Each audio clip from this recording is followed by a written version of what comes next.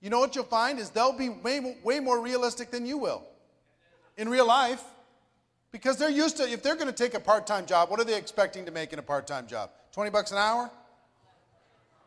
Let's say 20 or less for a part-time job. They're not going to throw out an expectation where all of a sudden they're making $50, $100 an hour. They won't be able to do it with integrity.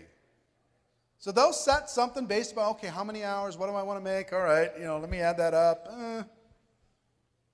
If you could show somebody they can make 50 bucks an hour, which they can make in network marketing, 250 a week, working 5 hours a week, they can do that. That's doable. She told me she was working 80 hours a week to earn $6,500 a month, but she wanted to work 5 hours a week and earn an extra $3,000 a month, and it had to happen fast. I was like, what?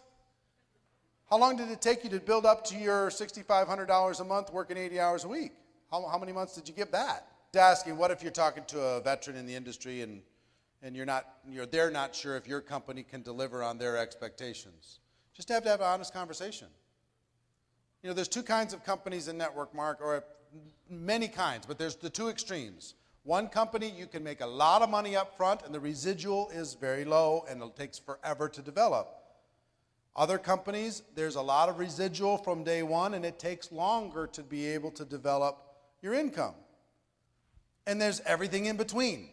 There's no right, there's no wrong, but you just got to ask a person what they want based upon their experience, et cetera, et cetera. Everybody pays the same amount. It's just different kinds of compensation structures based upon different immediate gratification, delayed gratification, more residual, long-term passive, or less passive and you get more money up front. Who knows what's right, what's wrong? Everybody makes their own decision. Okay? So just have the conversation.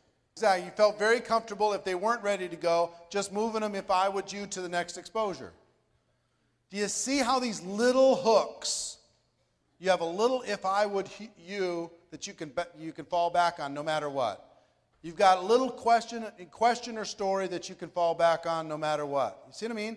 Just some structure, some little structure. What if you practiced that and taught that in your trainings and you spent 10 minutes teaching people how to help the person make a positive decision at the end of an exposure? 10 minutes. Would that impact your organization? Could you create a video on that, put it on YouTube, have people watch it? On each one of these skills?